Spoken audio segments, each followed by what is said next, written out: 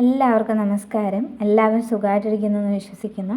അപ്പം ഞാനിന്ന് വന്നിരിക്കുന്നത് നമ്മുടെ പ്ലേറ്റഡ് ജ്വല്ലറി ഉണ്ടല്ലോ, പ്ലേറ്റ് ചെയ്യാൻ പറ്റുന്ന ടൈപ്പിലുള്ള ആഭരണങ്ങൾ, നമ്മൾ മാലയായിക്കോട്ടെ, കമ്മലായിക്കോട്ടെ, വളയായിക്കോട്ടെ, ഇതൊക്കെ കുറച്ച് നാൾ യൂസ് ചെയ്ത് കഴിയുമ്പോൾ അതിൻ്റെ കളറ് പോവും സ്വാഭാവികമായിട്ടും. അതുപോലെ തന്നെ ചെറിയൊരു പച്ച കളറ് മിക്കവാറും ഐറ്റത്തിനൊക്കെ ഒരു ചെറിയൊരു പച്ച കളർ ഇടയ്ക്കിടയ്ക്ക് അവിടെ എവിടെയൊക്കെ ആയിട്ട് ഇങ്ങനെ വരും. അപ്പോൾ അങ്ങനെ വരുമ്പോൾ ഒന്നുകിൽ നമ്മൾ റീപ്ലേറ്റ് ചെയ്യും, ഒന്നുകൂടെ പ്ലേറ്റ് ചെയ്യാൻ കൊടുക്കും, അല്ലാന്നുണ്ടെങ്കിൽ നമ്മളത് കളയും. അങ്ങനെയാണ് ചെയ്യാറ്. അപ്പോൾ ഇനി മുതൽ അങ്ങനെയുള്ള ആഭരണങ്ങൾ എന്തുണ്ടെങ്കിലും ഈ ഒരു രീതിയിൽ ഞാൻ കാണിക്കുന്ന പോലെ ചെയ്തെടുക്കുകയാണെന്നുണ്ടെങ്കിൽ പെട്ടെന്ന് തന്നെ നിങ്ങൾക്ക് പ്ലേറ്റ് ചെയ്യുമ്പോൾ കിട്ടുന്ന അതേപോലെ തന്നെ ഒരു തിളക്കവും ഒരു മിനുസമൊക്കെ നിങ്ങൾക്ക് കിട്ടും. പിന്നെ പ്ലേറ്റ് ചെയ്ത് എടുക്കുമ്പോൾ അത്ര പെർഫെക്ഷൻ കിട്ടുമെന്ന് ചോദിച്ചാൽ ഉറപ്പായിട്ടും കിട്ടില്ല. പ്ലേറ്റിങ്ങിൻ്റെ ഗോൾഡ് പ്ലേറ്റിങ്ങിൻ്റെ പ്രോസസ്സ് വേറെയാണല്ലോ. അപ്പോൾ നമ്മൾ വീട്ടിൽ എന്നാലും അത്യാവശ്യം നമുക്കൊന്ന് പുറത്തോട്ട് പോകണമെന്ന് ജസ്റ്റ് ഒരു പ്രാവശ്യം ഇട്ടിട്ട് പോകണമെന്നൊക്കെ ഉണ്ടെന്നുണ്ടെങ്കിൽ നമുക്ക് തീർച്ചയായിട്ടും ഇങ്ങനെ ചെയ്യാം. ഒരാഴ്ചയോളം ഇതിൻ്റെ കളർ അങ്ങനെ തന്നെ നിൽക്കും. അപ്പോൾ നമുക്ക് വീഡിയോയിലേക്ക് പോകാം. അപ്പോൾ ഇത് ചെയ്യാനായിട്ട് ഞാനിവിടെ എടുത്തിരിക്കുന്നത് 1.5 നാരങ്ങയാണ്.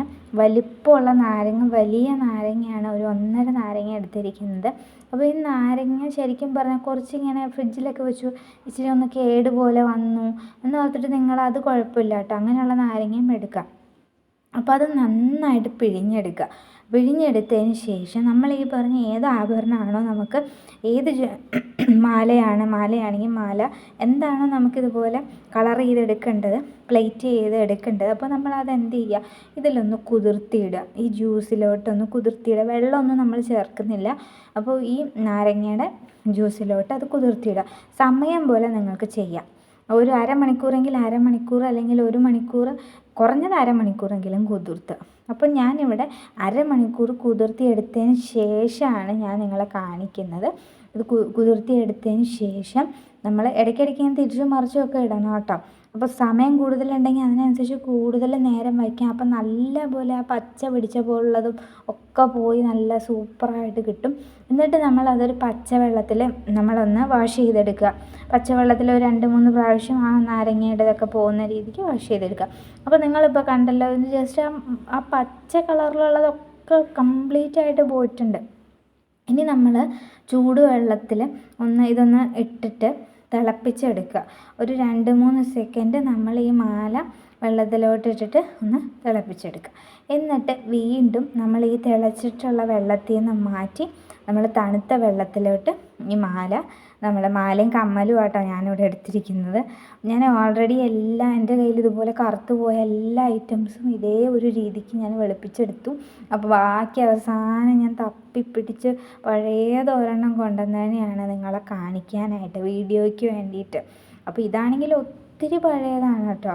അപ്പോൾ അതിൻ്റേതായിട്ടുള്ള ഒരു ചെറിയ ഒരു തിളക്കമുണ്ട്. പക്ഷെ എങ്കിൽ പോലും നമ്മൾ പ്ലേറ്റ് ചെയ്യുന്ന അതേ പെർഫെക്ഷൻ നമുക്ക് കിട്ടില്ല. പക്ഷെ നിങ്ങൾ ഒരുവിധം പുതിയതൊക്കെ ആണെങ്കിൽ സൂപ്പർ പ്ലേറ്റ് ജ്വല്ലറീനെ പോലെ തന്നെ ഇരിക്കും.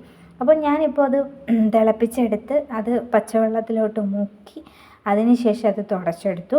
അതിനുശേഷം നമ്മളിത് അടുത്ത പരിപാടി എന്ന് പറയുന്നത് നമ്മളിത് കഴുകി വാഷ് ചെയ്തെടുക്കുക എന്നുള്ളതാണ്.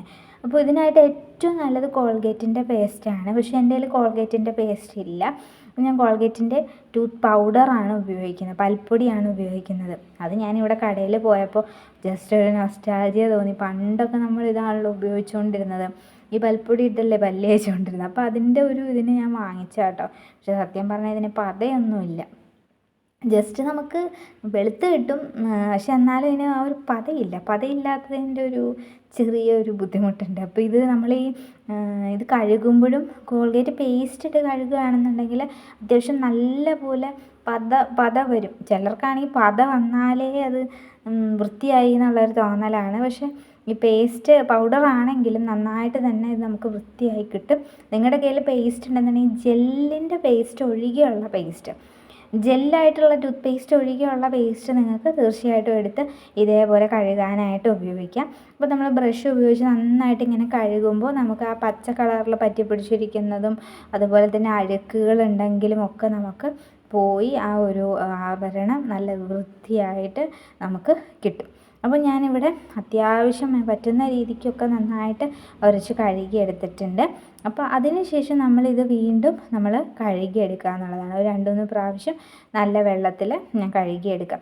നിങ്ങൾ പൈപ്പിൽ കഴുകിക്കോ, ഇതിപ്പോൾ വീഡിയോയ്ക്ക് വേണ്ടിയിട്ട് ഇങ്ങനെ പാത്രത്തിലിട്ട് കാണിക്കുന്നതാണ്.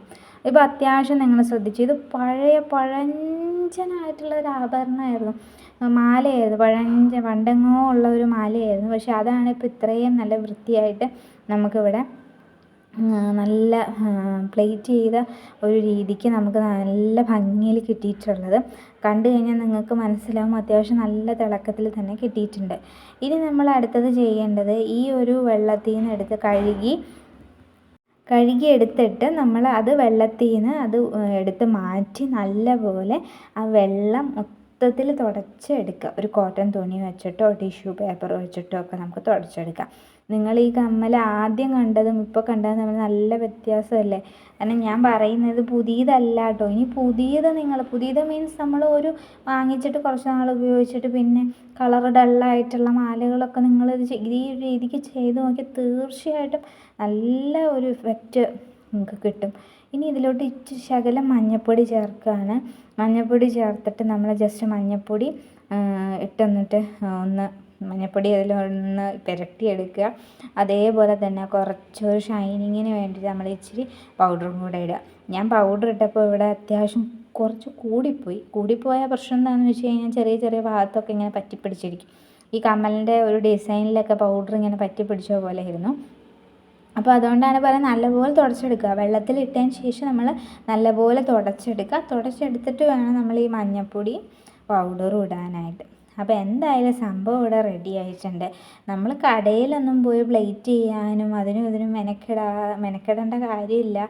അതുപോലെ തന്നെ നമുക്കിപ്പോൾ ഒന്ന് യൂസ് ചെയ്യണം, എവിടെയെങ്കിലും പോകുമ്പോൾ ജസ്റ്റ് ഇപ്പോൾ വലിയ മാലകളൊക്കെ ആണെങ്കിൽ ഒന്ന് യൂസ് ചെയ്യണം, അതിൻ്റെ കളർ ജസ്റ്റ് ഡള്ളായിട്ടിരിക്കുകയാണ്, അപ്പോൾ അതൊന്ന് റെഡിയാക്കി കുറച്ചുകൂടെ ഒരു തിളക്കം ഉണ്ടാക്കിയെടുക്കണം എന്നൊക്കെ വിചാരിക്കുന്നവർക്ക് ഈ ഒരു മെത്തേഡിൽ നിങ്ങൾക്ക് ചെയ്തെടുക്കാം. അപ്പോൾ എന്തായാലും ചെയ്ത് നോക്കിയതിന് ശേഷം നിങ്ങളുടെ അഭിപ്രായങ്ങൾ അറിയിക്കുക. ഞാൻ പറഞ്ഞല്ലോ, ഇത് ഒരുപാട് പഴക്കമുള്ള കമ്മലായിരുന്നു. ഞാൻ ഒരുപാട് എൻ്റെ കയ്യിൽ ഇതുപോലെ ഞാൻ ഉപയോഗിച്ചിട്ടുള്ള മാലയും വളയൊക്കെ ഞാൻ ഇതുപോലെ പ്ലേറ്റ് ചെയ്ത് വീട്ടിൽ തന്നെ വെളുപ്പിച്ചെടുത്തു, തിളക്കം വരുത്തി എടുത്തു. അപ്പോൾ എൻ്റെ കയ്യിൽ വേറെ സ്റ്റോക്കൊന്നും ഇല്ലാത്ത കാരണം ഇത് തപ്പിപ്പിടിച്ച് പഴയ സ്റ്റോക്ക് കൊണ്ടുവന്നതാണ്, പഴയതിൽ നിന്ന് കണ്ടുപിടിച്ചാണ്. എന്നിട്ട് തന്നെ ഇതിന് അത്യാവശ്യം നല്ല ഭംഗിയിൽ ചെയ്തെടുക്കാൻ പറ്റി. അപ്പോൾ തീർച്ചയായിട്ടും നിങ്ങളും ചെയ്ത് നോക്കുക. ചെയ്ത് നോക്കിയിട്ട് നിങ്ങളുടെ കമൻസ് അറിയിക്കുക. വീഡിയോ ഉപകാരപ്രദമാണ് എന്ന് തോന്നുന്നുണ്ടെങ്കിൽ ഒന്ന് ലൈക്ക് ചെയ്യുക, ചാനലൊന്ന് സബ്സ്ക്രൈബ് ചെയ്യുക കേട്ടോ.